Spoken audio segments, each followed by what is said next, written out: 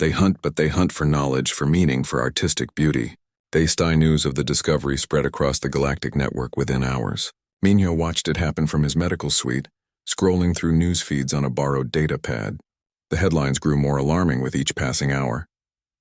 Humans revealed as multi-apex predators, death world species among us. Should we be worried? Earth's genetic secret, the galaxy's most dangerous species. Some articles were balanced and scientific. Many were not. Minho read comment sections and felt sick. Aliens across the galaxy were talking about humans like they were monsters waiting to strike. Like every human was a ticking time bomb of violence. A Lumenth political leader called for restrictions on human travel. A Vraxi news network ran a special program about the Death World threat. On 3 different worlds, protests broke out outside human embassies. "Turn it off," Dr. Choi said gently, taking the data pad from him. "You're just making yourself feel worse." "How can I not look?" Minho said. "The entire galaxy is talking about my species. About me. You're not responsible for any of this, aren't I? I'm the one who went for that stupid scan. If I hadn't come here, none of this would have happened." Dr. Choi sat beside him on the bed. Someone else would have discovered it eventually. This was always going to come out. You just happened to be first? There was a knock at the door. Dr. Nam entered, followed by a woman Minho had never seen before. She was human in her 60s with iron gray hair and sharp, intelligent eyes. She wore a formal suit with the emblem of Earth's diplomatic corps. "Minho, this is Ambassador Jiho Sung," Dr. Nam said. "She represents Earth at the Galactic Council." The ambassador shook Minho's hand firmly. "Thank you for meeting with me. I know this situation hasn't been easy for you." "That's one way to put it," Minho said. Jiho smiled slightly. "I've been in emergency sessions with the Council for the past 12 hours. The situation is complicated. There are many different opinions about what this discovery means and what should be done about it." "Are they going to kick humans out of the galaxy?" Minho asked bluntly. "They can't do that," Jiho said. "We're a sovereign species with full membership rights. But they can make things difficult. Trade restrictions, travel limitations. They can isolate Earth if enough members vote for it." "Will they?" Jiho was quiet for a moment. "Some want to. They're scared. And I understand why. Humans are strong, adaptable, and yes, we come from a violent world. From their perspective, we're a potential threat. But we're not," Minho protested. "We've been good members of the galactic community. We've helped other species. We've never started a war, I know that. You know that. But fear isn't always rational." Jiho pulled up a chair. "Here's the reality. Before this discovery, humans were just one more species. Young, a bit aggressive maybe, but nothing special. Now everyone knows we're different. They know what we're capable of, at least genetically, and that changes everything. So what do? Dr. Choi asked. "We change the narrative," Jiho said. "Right now the story is about what humans are. We need to make it about what humans choose to be." Dr. Nam nodded slowly. "You want to emphasize choice over nature?" "Exactly. Yes, humans have apex predator genetics. Yes, we're built for survival and competition. But we're also built for cooperation, empathy, and creativity. We need to remind the galaxy of that." Minho thought about the news articles he'd read, the fear and suspicion in every line. "I don't think they're going to listen. They've already made up their minds about us." "Some have," Jiho admitted, "but others are still deciding. And those are the ones we need to reach. That's why I'm here, actually. The Galactic Council wants to hold a formal hearing. They want to understand humans better, and they specifically asked if you would be willing to speak." "Me?" Minho felt panic rise in his chest. "I'm not a spokesperson. I'm just an engineer. I don't know anything about politics or diplomacy." "That's exactly why they want you," Jiho said. "You're not a politician or a scientist or a soldier. You're an ordinary human doing an ordinary job. You're proof that humans are more than just genetic predators. You're a person, with thoughts and feelings and dreams. That's what they need to see." "I can't," Minho said. "I'll mess it up. I'll say the wrong thing. I'll make it worse." Dr. Choi put her hand on his shoulder. "You don't have to do this if you don't want to." "But it would help," Jiho said. "Not just Earth, but every human living and working across the galaxy. Right now they're facing discrimination because of this discovery. People are scared of them. If you speak, if you show them what real humans are like, it could make a difference." Minho looked at each of them in turn. "Dr. Nam, who had treated him fairly even when the tests showed impossible results. Dr. Choi, who had stayed with him through everything. Taeyang, who had arrived while they were talking and now stood quietly by the door. And Ambassador Jiho, carrying the weight of Earth's future on her shoulders. What would I even say? He asked. The truth, Jiho said simply. Tell them who you are. Tell them what matters to you. Let them see that you're not a monster or a threat. You're just a person trying to live a good life. That night, Minho couldn't sleep. He stood at the window of his suite looking out at the stars. Somewhere out there, billions of aliens were afraid of him, of humans like him. They saw his species as dangerous, as something to be controlled or pushed away. But he didn't feel dangerous. He felt scared and confused and very small. He thought about his life before all this. Growing up in Busan, learning to fix engines from his father, getting his first job on a colony ship. It was a simple life, a good life. He had never wanted to be special or important. He just wanted to do his work and maybe save enough money to buy a small ship of his own someday. Now none of that seemed possible. Everything had changed because of a medical scan. Because his DNA had traits that scared people. The door chimed. Minho turned to see Taeyang entering carrying 2 cups of coffee. Can't sleep either? Taeyang asked, handing him a cup. Too much on my mind. They stood together at the window in silence for a while. Finally, Taeyang spoke. I owe you an apology. When I first saw your scan results, I got excited. I saw a fascinating scientific puzzle. I didn't really think about how it would affect you personally. That was wrong of me. Minho sipped his coffee. It's okay. You were just doing your job. No, it's not okay. You're not a puzzle or a specimen. You're a person going through something difficult, and I should have been more considerate. Taeyang was quiet for a moment. For what it's worth, I think you should speak at the hearing. Why? You heard me earlier. I don't know what to say. That's exactly why you should speak. You're not polished or political. You'll just be honest. And honestly, I think that's what the galaxy needs to hear. What if I make things worse? What if you make things better? Taeyang countered. Look, I've spent my whole career studying genetics. I can show the council charts and data all day long. But data doesn't change minds. People change minds. Stories change minds. Your story. My story isn't special. That's where you're wrong. Your story is the most special thing about this whole situation.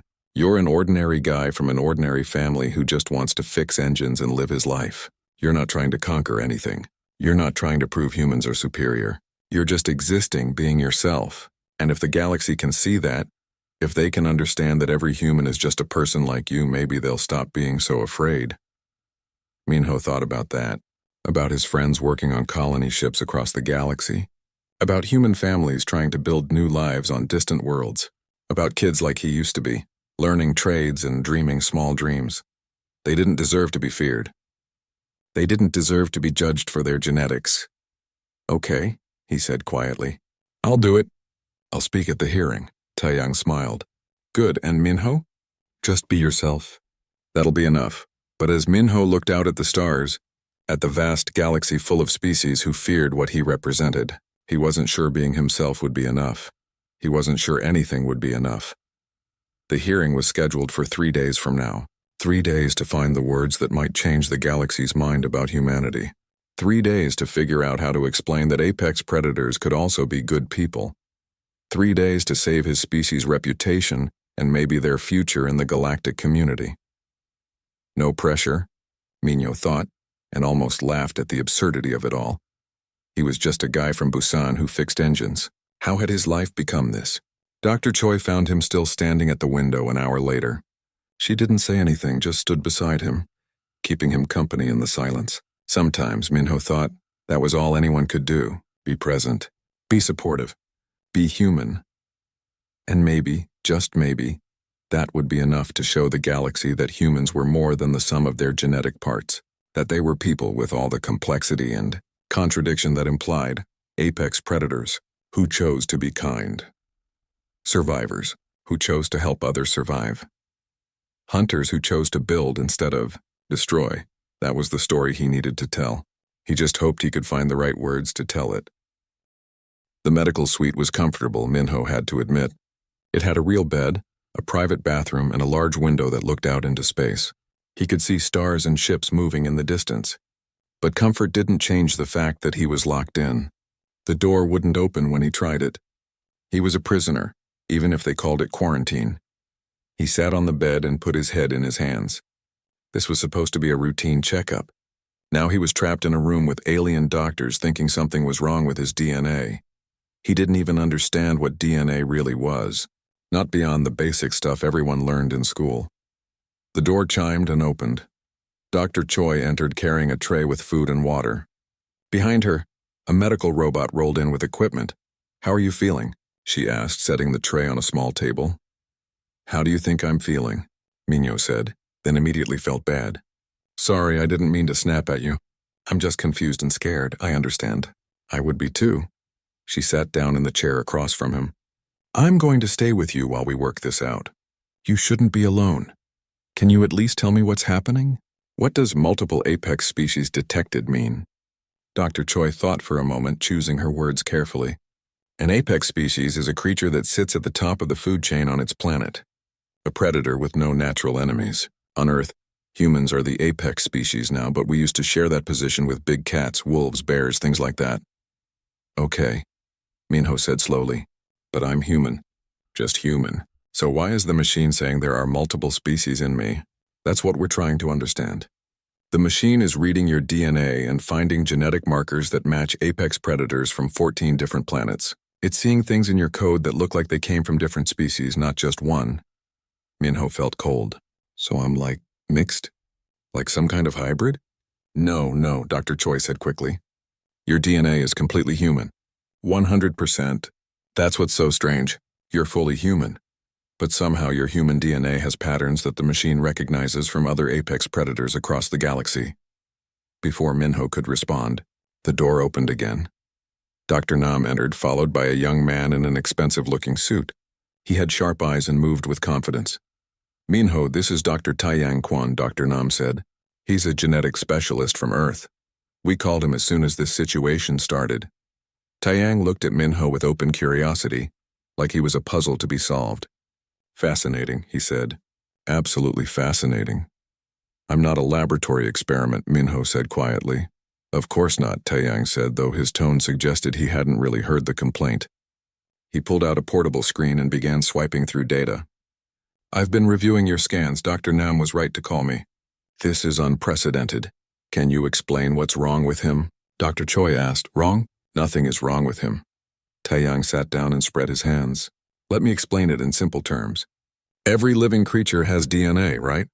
It's like an instruction book that tells your body how to build itself. Different species have different instruction books," Minho nodded. He knew that much. Now sometimes different species on different planets evolve similar solutions to similar problems. A bird on Earth and a bird-like creature on another planet might both develop wings even though they're not related. We call this convergent evolution. "Okay," Minho said. "What we're finding in your DNA," Taiyang continued, his voice growing excited, "is not just one or two convergent traits. We're finding dozens of them, traits that evolved separately in apex predators across the galaxy, all present in human DNA." Dr. Nam pulled up a holographic display. Images appeared in the air. Alien creatures of all kinds, each one looking dangerous in its own way. "This is a Vraxi," she said, pointing to a six-limbed creature with enormous eyes. "They're apex predators on their world. They have exceptional vision, particularly depth perception. Humans have this same trait." Another image appeared. "This is a Marathax. They hunt by chasing prey for days until it collapses from exhaustion. Humans can do this too. In fact, humans are better at it than almost any species we know." More images followed. Each one showed a different alien predator. Each one had a specific trait that humans also possessed. "Enhanced hand-eye coordination," Taiyang said, pointing to one creature. "Advanced tool use capability. Pack hunting instincts. Omnivorous digestion. Pursuit persistence. Throwing accuracy. And more, much more. Every single one of these traits makes a species an apex predator on their homeworld." Minho stared at the images. "But that's just coincidence, right? Humans evolved these things because we needed them on Earth." "Exactly," Taiyang said, grinning. "That's exactly the point. Humans evolved all of these apex predator traits on a single planet. Do you understand how impossible that is?" "No," Minho said honestly. Dr. Choi leaned forward. "Most planets have one apex predator species, maybe two. They specialize. One species becomes the fastest, another becomes the strongest, another becomes the smartest. But humans? Humans have traits from 14 different categories of apex predators. You're not specialized. You're generalized, good at everything. We're calling it multi-apex heritage, Dr. Nam added. The Galactic Species Database has never encountered anything like it. That's why the machine gave an error. It was trying to classify you as 14 different species at once, because you have the genetic markers of all of them. Minho felt dizzy. He looked at his hands, ordinary human hands, and tried to imagine them as the hands of an apex predator. But I'm just an engineer. I fix engines. I'm not special. That's the terrifying part, Taeyang said. And there was something in his voice that made Minho look up sharply. You're not special. You're normal. Every human has this. Your friend back home, your family, everyone on Earth. All of you are walking around with the genetic legacy of 14 apex predators, and you don't even think about it. The room was quiet for a moment. Outside the window, a massive cargo ship drifted past, its lights blinking in the darkness. What happens now? Minho asked. Now we dig deeper, Dr. Nam said. We need to understand how this happened. More importantly, we need to understand what it means for humanity's place in the galactic community. Why does it matter? Minho asked. So humans have some weird DNA. We've been part of the galaxy for 50 years now. We haven't caused any problems. Taeyang and Dr. Nam exchanged glances. It was Dr. Choi who answered, her voice gentle. Minho, do you know what people call Earth in the galactic databases? He shook his head. They call it a death world. A Class 9 death world, to be specific. That's the second highest danger rating a planet can have. Most species in the galaxy evolved on peaceful worlds with stable climates and few predators. Earth is not that. Earth is violent. It has extreme weather, natural disasters, disease, and dozens of different apex predators all fighting for survival. And humans survived all of that. Dr. Nam continued. Not just survived, thrived, became the dominant species. Do you understand what that means to other species? To aliens who evolved in peaceful places? Minho was starting to understand. They're scared of us. Some are, Dr. Choi admitted. Humans have a reputation for being aggressive, stubborn, hard to kill. Most species see those as concerning traits, and now we've discovered that it's not just culture or behavior. It's literally in your DNA. You are predators built by one of the most dangerous planets in known space. But we're not monsters, Minho protested. Humans have done good things. We've helped other species. We've shared our technology. We've made friends. I know that, Dr. Choi said, but not everyone sees it that way. And when news of this discovery gets out, it's already out, Dr. Nam interrupted. The Galactic Scientific Council has been notified. Within hours, every major government in the galaxy will know. Humanity just became very, very interesting to a lot of very powerful people. Taeyang stood and walked to the window. The question now is whether they see you as a threat or an opportunity. Minho joined him at the window, looking out at the stars. Somewhere out there was Earth, his home. A small blue planet that had somehow created creatures like him, apex predators who fixed engines and worried about their certification exams. I just wanted to pass my medical exam, he said quietly. Dr. Choi smiled sadly. I know, I'm sorry. But you've started something much bigger than that now. The door chimed again. A security officer stepped in and spoke to Dr. Nam in a low voice. Her expression darkened. What is it? Dr. Choi asked. The Galactic Council has called an emergency session, Dr. Nam said. They want a full report on the discovery, and they want to see Minho. Me? Minho turned from the window. Why? Because you're proof, Taeyang said. Living proof of what humans really are. They need to decide what to do with that information. And what to do with humanity itself, Minho thought, but didn't say aloud. The weight of that realization settled on his shoulders like a physical thing, heavy and cold. The conference room was enormous. Minho stood at the back with Dr. Choi, watching as hundreds of the galaxy's top scientists filed in. The room had been designed for beings of all shapes and sizes. Some sat in normal chairs. Others floated in special chambers filled with gas. A few hung from the ceiling on magnetic perches. At the front of the room, a massive holographic display showed Minho's DNA scan results. Seeing his own genetic code displayed for hundreds of aliens to examine made him deeply uncomfortable. I feel like a bug under a microscope, he whispered to Dr. Choi. You're doing fine, she whispered back. Just stay calm. Dr. Nam walked to the podium at the front of the room. The lights dimmed and everyone fell silent. Even the aliens who didn't have ears seemed to know it was time to pay attention. Thank you all for coming on such short notice, Dr. Nam began. Her voice was clear and professional. 3 days ago, we encountered something unprecedented in the galactic species database. A human subject underwent routine genetic scanning, and the system returned an error claiming multiple apex species were detected in a single organism. The holographic display changed to show the error message in large red letters. Murmurs spread through the crowd. After extensive testing, we have confirmed that this was not a machine error. The system was reporting accurately. The human genome does, in fact, contain genetic markers associated with apex predator species from 14 different worlds across the galaxy. The murmurs grew louder.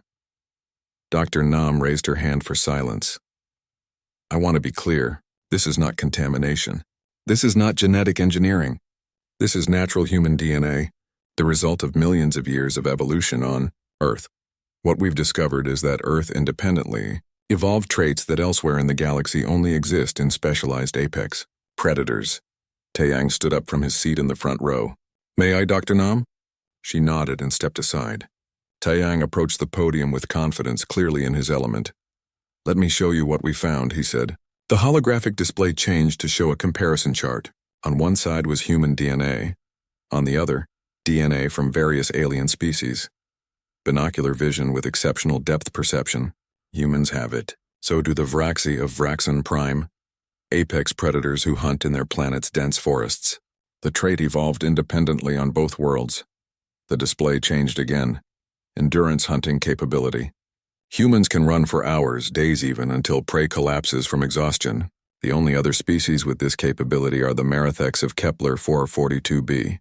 They're solitary hunters who rule their planet's grasslands. Again, independent evolution. More comparisons appeared. With each one, the room grew quieter. Taeyang's voice took on an excited edge. Advanced throwing accuracy. Humans can throw objects with precision unmatched in the known galaxy.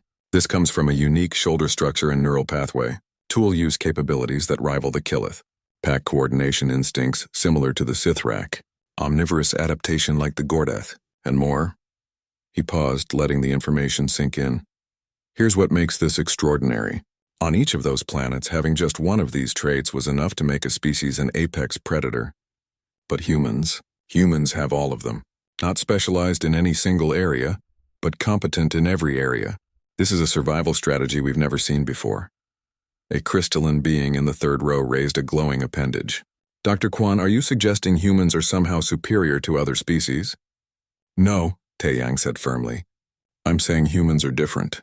Every species has strengths. The Luminth have crystal matrices that can store information better than any computer. The Vraxi have vision that can see energy spectrums we can't imagine. What humans have is versatility. Dr. Nam returned to the podium, which brings us to the central question. How did this happen? How did one planet produce a species with so many apex traits? The display changed again, this time showing Earth. The blue and green planet rotated slowly, looking peaceful and beautiful. This, Dr. Nam said, is why. The image zoomed in, showing different parts of Earth. Hurricanes swirling over oceans, volcanoes erupting, earthquakes splitting the ground, ice sheets covering entire continents, deserts where nothing grew. Earth is classified as a Class 9 death world, Dr. Nam continued. For those unfamiliar with the classification, that means it's one of the most hostile planets in the known galaxy. Extreme temperature variations, violent weather, tectonic instability, and most significantly, an abundance of apex predators. The display showed Earth's predators, lions, tigers, bears, wolves, sharks, crocodiles, eagles, snakes. Most worlds have one or two apex predators, Dr. Nam explained. Earth has dozens, all existing simultaneously, all competing for resources. Humans didn't just have to survive the planet's environmental dangers. They had to compete with all of these. A six-armed Vraxi scientist stood up. How is that possible? How did humans become dominant with so much competition? Taeyang took over again. That's the brilliant part. They didn't try to out-specialize the specialists. They didn't try to be faster than the cheetah or stronger than the bear. They became generalists, good enough at everything to compete with specialists at their own game. But that's not all, Dr. Nam added. She pulled up new data. Let's look at Earth's history. In the last 500 million years, Earth has experienced 5 mass extinction events. Events that killed 70 to 95% of all life on the planet. Asteroid impacts, volcanic eruptions, ice ages, climate shifts. The room was completely silent now. Human ancestors survived all of it. They survived the ice ages by adapting. They survived predators by cooperating. They survived scarcity by becoming omnivores who could eat almost anything. Every challenge made them more versatile, more adaptable, more apex. A small mouse-like alien in the back spoke up, its voice translated through a device. This is concerning. You're describing a species built for survival at any cost. A species that conquered a death world. How do we know they won't try to conquer the galaxy? Minho felt his stomach drop. That was it. The fear he'd seen in people's eyes. This was what they were really worried about. Dr. Choi squeezed his arm reassuringly, but she looked worried too. That's a fair question, Dr. Nam said, and it deserves an honest answer. So let me show you something else about humans. The display changed again. This time it showed human history. Not the wars and violence, but the other parts: agriculture, art, music, architecture, science. Yes, humans are apex predators, Dr. Nam said. But they're also the only apex predator species we know of that domesticated other apex predators. They took wolves, predators that competed with them for food, and turned them into dogs, companions, and helpers. Images of dogs appeared. Working dogs, guide dogs, rescue dogs, pet dogs. The alien audience seemed confused by this. Humans didn't exterminate their competition. They made allies of them. They also domesticated prey animals, not just for food but for companionship. Humans keep pets, creatures they care for with no survival benefit. More images appeared. Humans caring for injured animals. Humans creating nature preserves. Humans developing medicine to save other species. Here's what Earth's harsh environment created, Dr. Nam continued. A species that's very, very good at surviving, but also a species that learned cooperation was better than pure competition, because on Earth cooperation was necessary for survival. Taeyang nodded.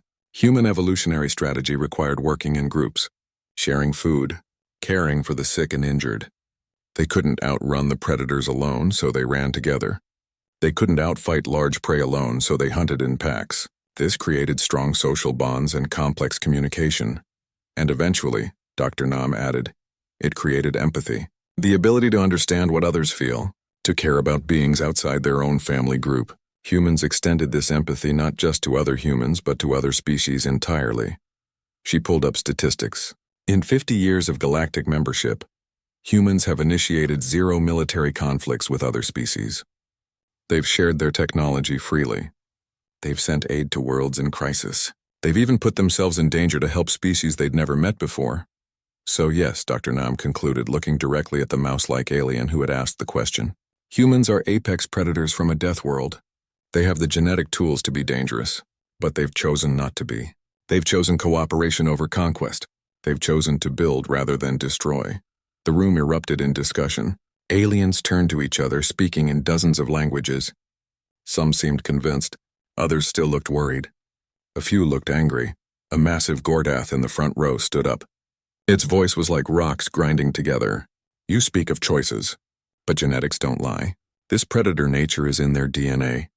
In every human's DNA, how long before the choice changes? How long before they decide cooperation isn't enough? The room fell silent again. Everyone looked at Dr. Nam, waiting for her answer. She took a deep breath. I can't predict the future. No one can. But I can tell you what we know about humans. Yes, they have predator instincts, but they also have the largest frontal cortex relative to body size of any known species. That's the part of the brain that controls decision-making, planning, and empathy, the part that lets them choose to override their instincts. Humans compete, Taeyang added, but they channel it into sports, business, academic achievement. Minho stepped off the transport shuttle and into the massive corridor of Medical Station Theta 7. The floor beneath his feet was so clean it reflected the bright lights above. He had never seen anything like this place. Back home in Busan, the medical centers were nice, but this was different. This was galactic level. Around him, aliens of every shape and size moved through the corridors. A tall creature with 6 arms floated past, its skin shimmering like oil on water. 2 small beings with crystal bodies walked together. their surfaces catching the light and throwing rainbow colors on the walls. Minho tried not to stare, but it was hard. Even after 2 years working on colony ships, he still found aliens fascinating. He checked his datapad for directions. Bay 7, Section C. The medical examination was mandatory for anyone wanting to work in deep space. Without it, he couldn't get his certification renewed. Without certification, he couldn't work. It was that simple. The waiting area was crowded. Minho found an empty seat between a large gray alien that looked like a boulder with eyes and a thin creature that seemed to be made of green mist. He sat down carefully, trying not to bump into either of them. "Minho Park?" a voice called out in perfect Korean. He looked up and felt relieved. A human woman in a white medical coat smiled at him. She was in her 30s with short black hair and kind eyes. "I'm Dr. Yuna Choi," she said, shaking his hand. "I'll be handling your examination today. Follow me, please." Minho grabbed his bag and followed her through a door marked with symbols he couldn't read. The examination room was smaller than he expected, with white walls and several machines he didn't recognize. "First time at Theta 7? Dr. Choi asked as she pulled up his file on a screen. "Yes," Minho said. "I usually get my checkups at the colony stations, but they said I needed to come here for the deep space certification." "That's right. We have better equipment here. The scan we do is very detailed. It maps your entire genetic code and checks it against the Galactic Species database." She smiled. "Sounds fancy, but it's actually very simple. You sit in that pod over there, the machine does its work, and 10 minutes later you're done."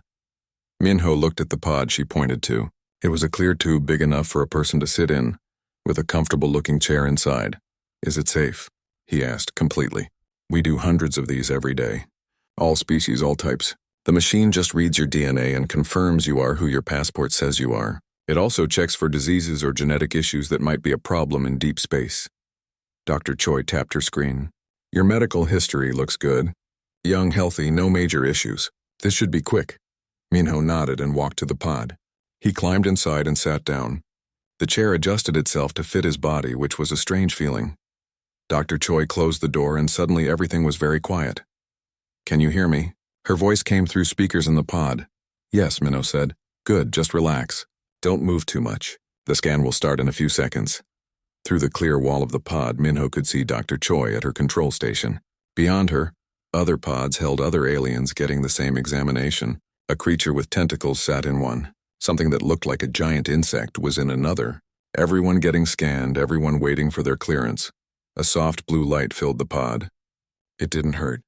It didn't even feel like anything. Minho watched the light move up and down his body, slow and steady. A screen in front of him showed his vital signs. Heart rate, blood pressure, everything normal. He started to relax. This wasn't so bad. In 10 minutes he would have his certification, and he could get back to work.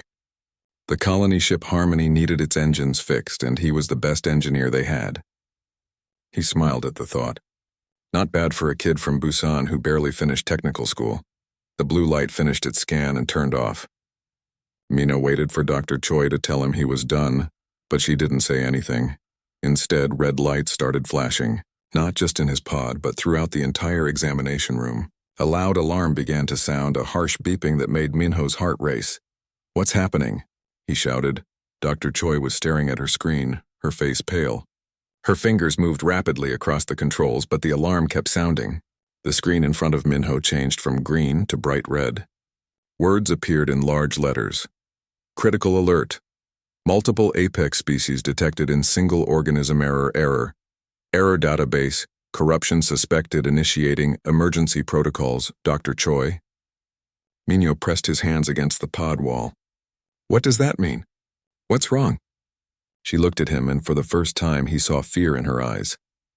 I don't know. Stay calm. Stay in the pod. I need to call my supervisor." The door to the examination room burst open. 2 large aliens in security uniforms rushed in, followed by more medical staff. Everyone was talking at once, their voices mixing into a confusing noise. Minho could hear several languages, human and alien, all sounding urgent. An older human woman pushed through the crowd. She had gray hair pulled back tight and wore a coat with more badges than Dr. Choi's. She moved with authority, her eyes sharp and focused. "Status report," she demanded. "Dr. Nam, the system is showing an impossible reading," Dr. Choi said quickly. It's detecting multiple apex species in the subject's DNA. The database is flagging it as corruption. Dr. Nam looked at the screen, then at Minho in the pod. Run it again. But the protocols say, I don't care what the protocols say. Run it again now. Dr. Choi's fingers flew across the controls. The blue light filled Minho's pod once more. He sat very still, his heart pounding in his chest. What was an apex species? Why was the machine saying there were multiple of them in his DNA? He was human.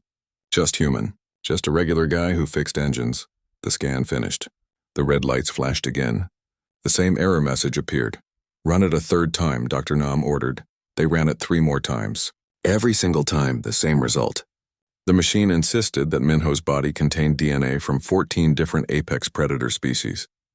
The computer's artificial intelligence was going crazy, trying to classify him and failing every single time. Minho watched as more people crowded into the observation area outside his pod. Aliens and humans alike, all staring at him like he was some kind of strange creature in a zoo. He felt his hands start to shake. Dr. Choi came close to the pod and spoke through the intercom. Minho, try to stay calm. You're not in danger. We just need to understand what's happening. Am I sick? He asked. Is there something wrong with me? She hesitated. We don't know yet. Dr. Nam made a decision. Her voice was loud enough for everyone to hear. Quarantine protocol. Move him to a secure medical suite. And someone send a priority message to the Galactic Scientific Council. Tell them we have a situation that requires immediate attention. 2 security officers approached the pod. Minho felt panic rising in his throat. Wait, you can't just lock me up. I haven't done anything wrong. Dr. Choi's voice was gentle but firm. Minho, this isn't a punishment. We need to keep you safe while we figure out what's going on. Please cooperate. The pod opened. Minho stood on shaky legs. The security officers didn't touch him, but they stayed close as they led him out of the examination room. The crowd parted to let them through. Dozens of eyes watched him pass, and Minho heard whispers in languages he didn't understand. He had come here for a simple medical scan. 10 minutes, Dr. Choi had said. Quick and easy. Instead, something had gone terribly, impossibly wrong, and Minho had no idea what.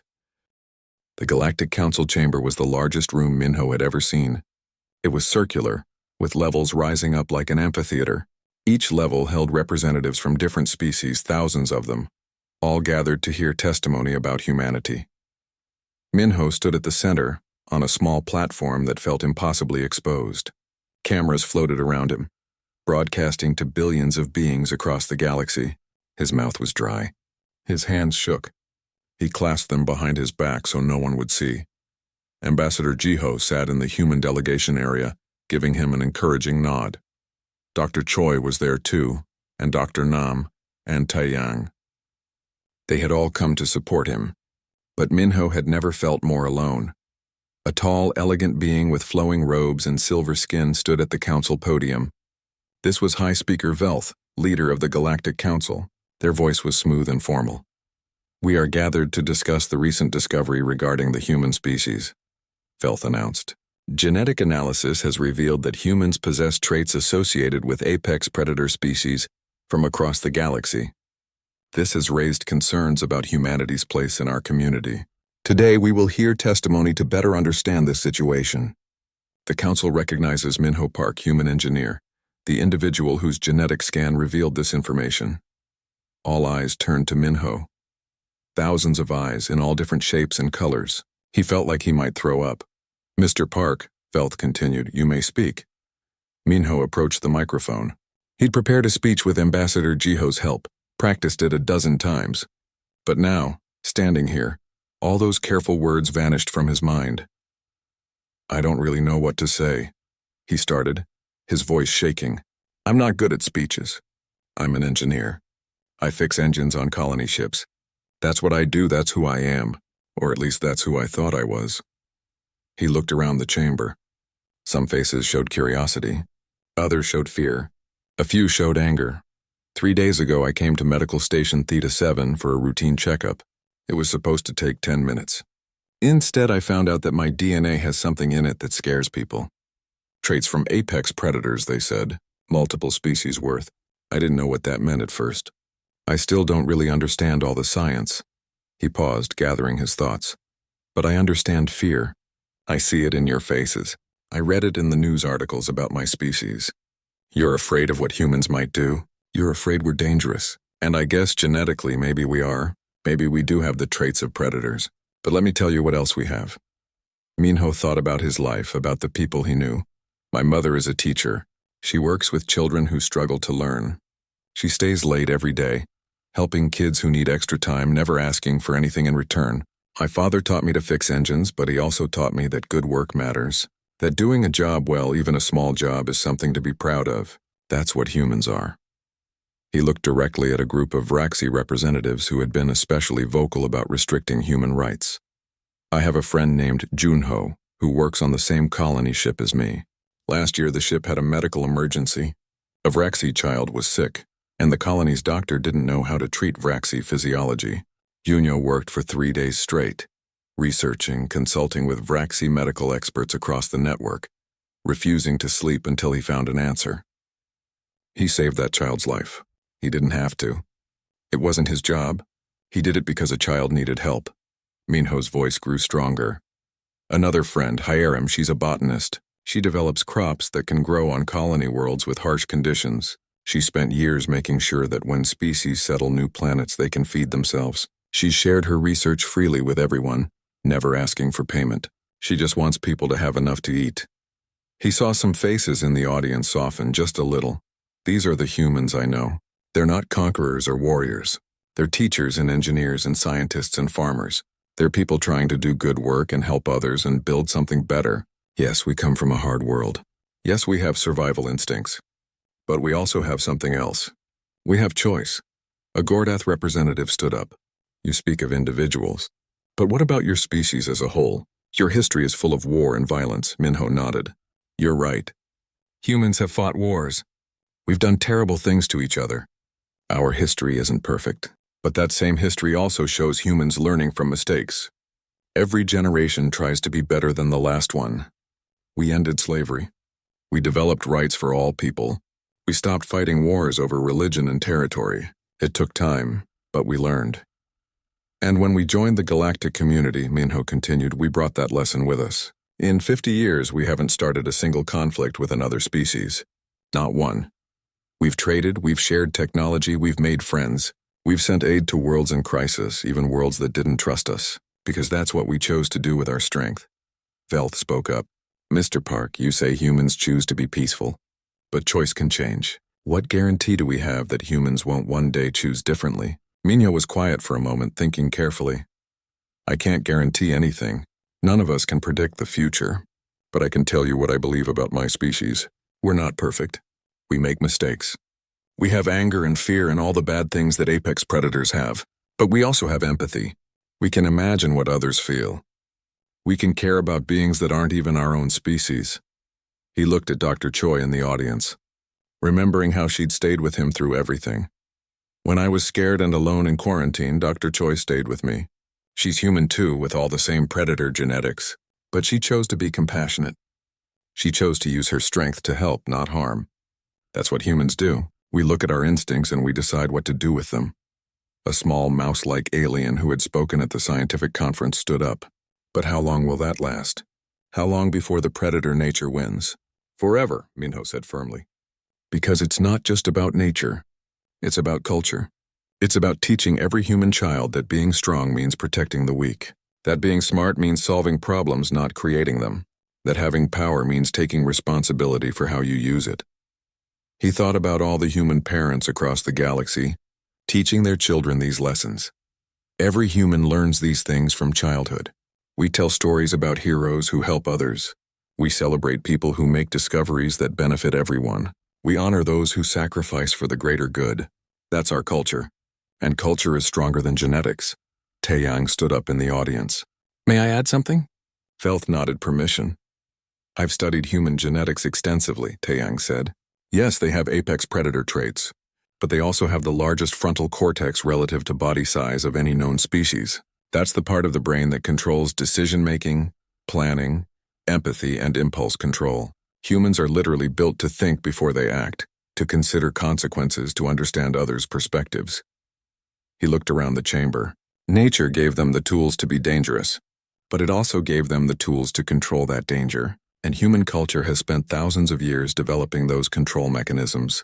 Philosophy, ethics, law, education, all of it designed to channel predator instincts toward productive ends. Dr. Nam stood up next. If I may speak as well? Felth gestured for her to continue.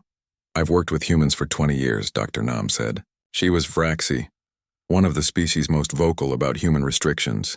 I've studied their biology, their culture, their history, and I've come to believe that humans are not a threat. They're an opportunity. Murmurs spread through the chamber. Think about what humans represent, Dr. Nam continued. They're proof that apex predators can evolve empathy. That strength can be channeled toward protection instead of conquest. That species from violent worlds can choose peace. If humans can do this, maybe other species can too. Maybe they can teach us how. She looked at Minho. This young man came for a medical scan and ended up showing us something important. Not just about humans, but about the nature of intelligence itself. Being smart isn't about being the fastest or the strongest. It's about being able to choose who you want to be, despite what your instincts tell you. Ambassador Jiho stood up. The Galactic Council is right to ask these questions. You should know what humans are capable of, but you should also know what we've chosen to do with those capabilities. We could have come to the galaxy as conquerors. We had the strength. Instead, we came as partners. We could hoard our technology. Instead, we share it. We could isolate ourselves on Earth. Instead, we join mixed species crews and build friendships across the stars. She paused, letting her words sink in. I propose that instead of restricting humans, the Galactic Council recognize what we represent. We are multi-apex heritage species, the first and only known species with this genetic profile. Let us use that heritage for the benefit of all. Let humans serve as peacekeepers, as mediators, as protectors. Let us prove through action that apex predators can be the galaxy's guardians, not its threat. The chamber erupted in discussion. Aliens turned to each other, debating in dozens of languages. Minho stood at the center of it all, exhausted and drained. He'd said everything he could think to say. Now it was out of his hands. Velth called for order.